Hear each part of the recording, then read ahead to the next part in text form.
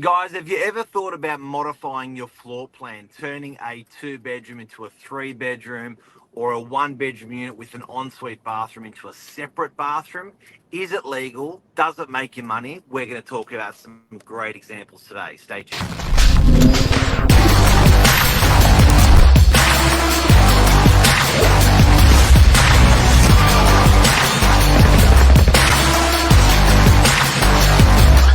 I'm the ringleader, so listen up.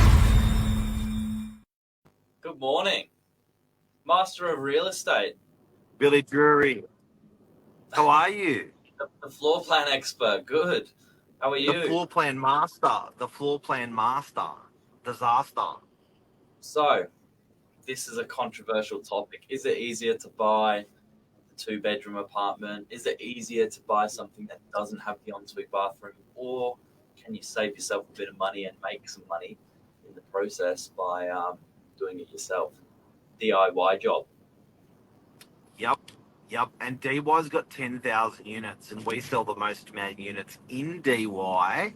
And number one, DY Lisa Novak. And you know what's really interesting about that is we see people do these floor plans and make these modifications, and we see them more often than not make money. But the big question is it legal with council, with Strata?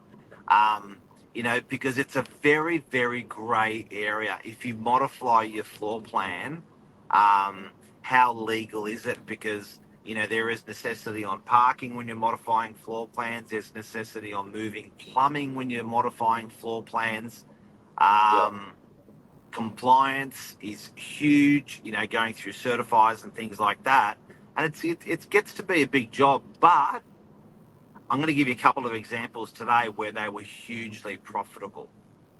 Yeah, and don't underestimate the amount of time some of these things take. So it's a big investment.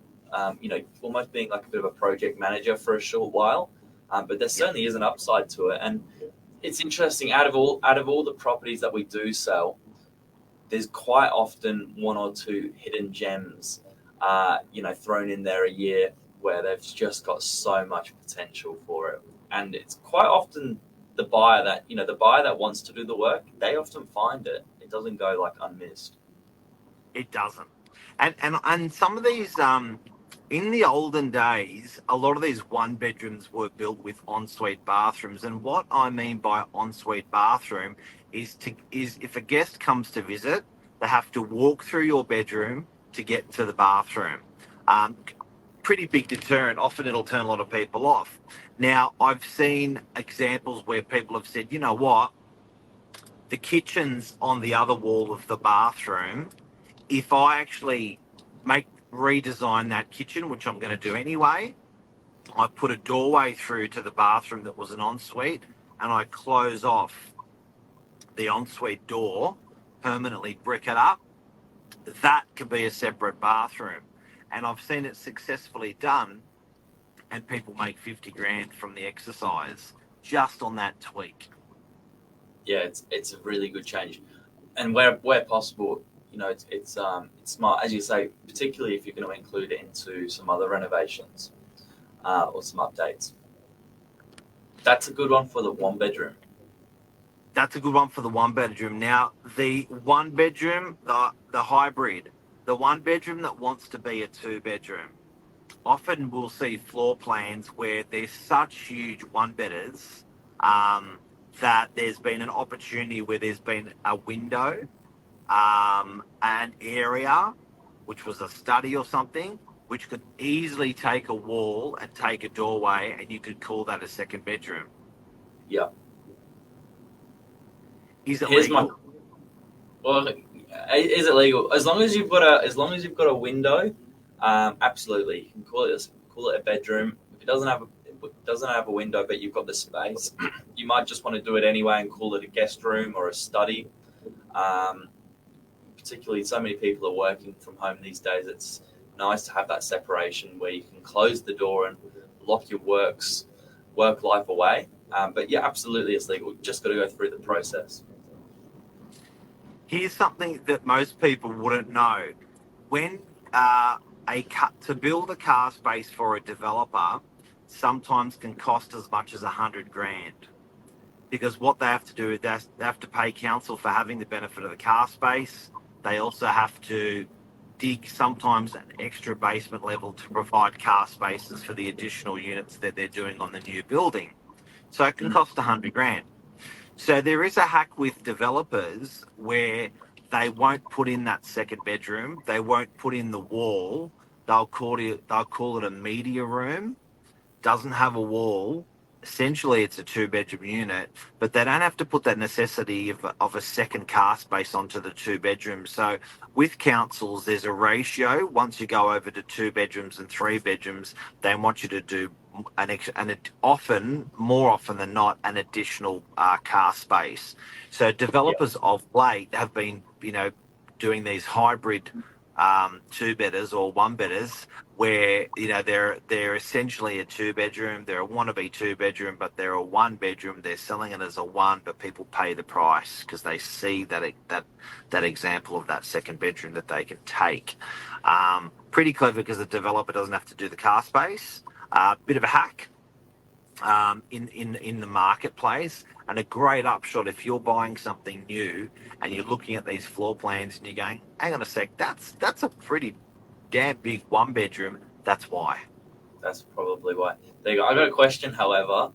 If you've got the opportunity to make a second bedroom, and that means it fits a bed and it fits a coffee table next door to it, is it always going to make you money? Because if it feels a bit like Harry Potter's room under the staircase, is that attractive?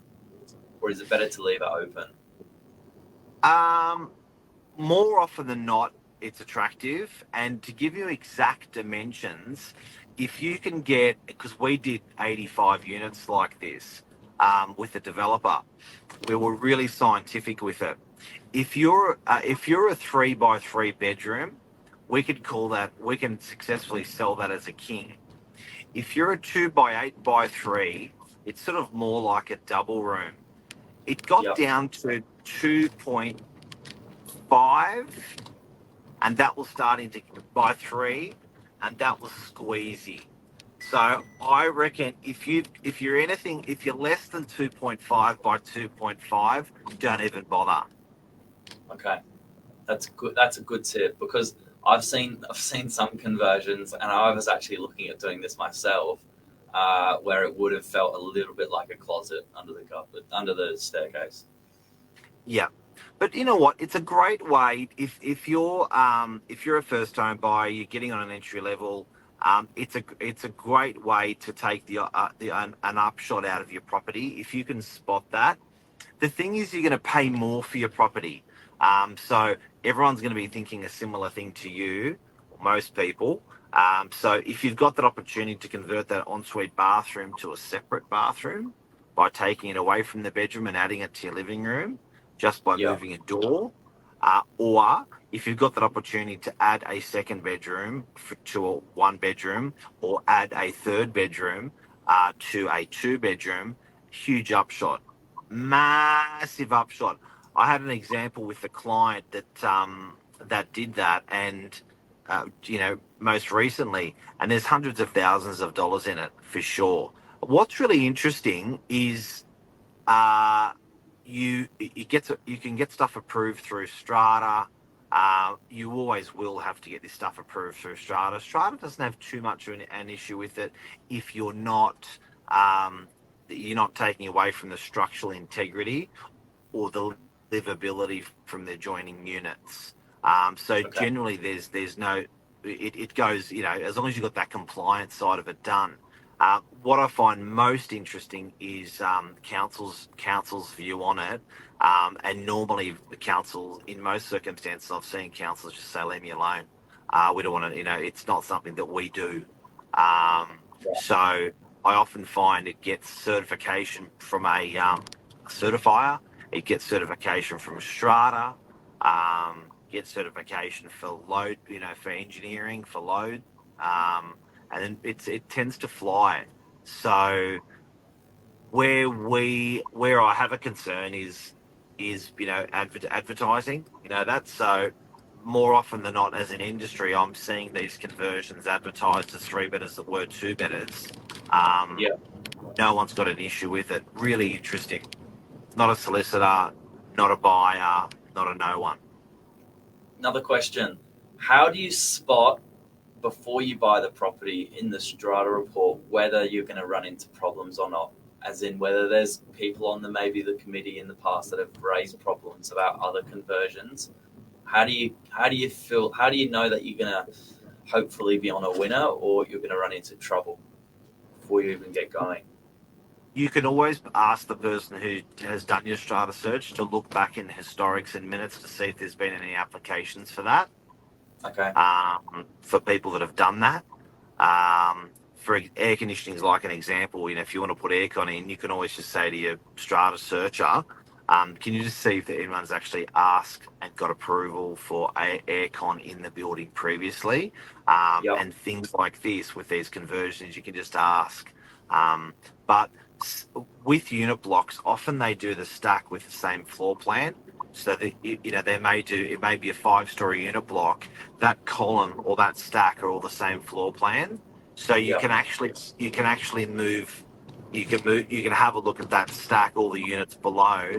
Sometimes on Google, you'll find those floor plans. RP data, you'll find those floor plans of those units and see if there's been any that have been changed. Yeah, that's a good tip. Last question: if you're spending $10,000 from a real estate floor plan master's point of view, how much money should it make you? If you're doing 10 grand for the conversion, If you're doing 10 grand on a reno, or you're doing 10 grand on putting a door in, or changing a door, or putting a wall up to make a second bedroom, how much money should that make you? What's worth 50 your to time? 50 to 150. So 5x your money's a good ratio. Yep. There you go. That's what's Yep. worth the headache. Yep. Because some of these units are just horrifically oversized 1-bedders. And it's like, oh my God, that is just a monster. And they're screaming out for it. Again, yes, you'll pay a premium, but you'll sell for even more of a premium if you do that sort of conversion. But make sure you Yeah. get it approved. Absolutely. We've got a couple of really good examples actually coming onto the market. So if this is something that tickles your fancy, drop us a line and we'll give you a couple of examples. Yep. And people just think converting your floor plan in a strata unit block is just too hard. As long as you do it in a professional manner, get all your compliance done. It takes time, but you got time. When you buy a place, you got years to get stuff done. So just hive through it, get it done. Yeah, I love how like first home buyers can take the 12 months they're going to live in the property and actually do this kind of stuff. That's the perfect time to do it. When you got time. When you're not in a rush. That's gold. Got a couple of comments here as well. It's only illegal if someone has a problem with it. And great wins in the conversation. There you go. Boom. Thanks, Luke. Luke, thank you. Billy Brewery, thank you very much. Thank you, Master Floor Plan Expert. Speak soon. Have a good day. See you guys. Cheers.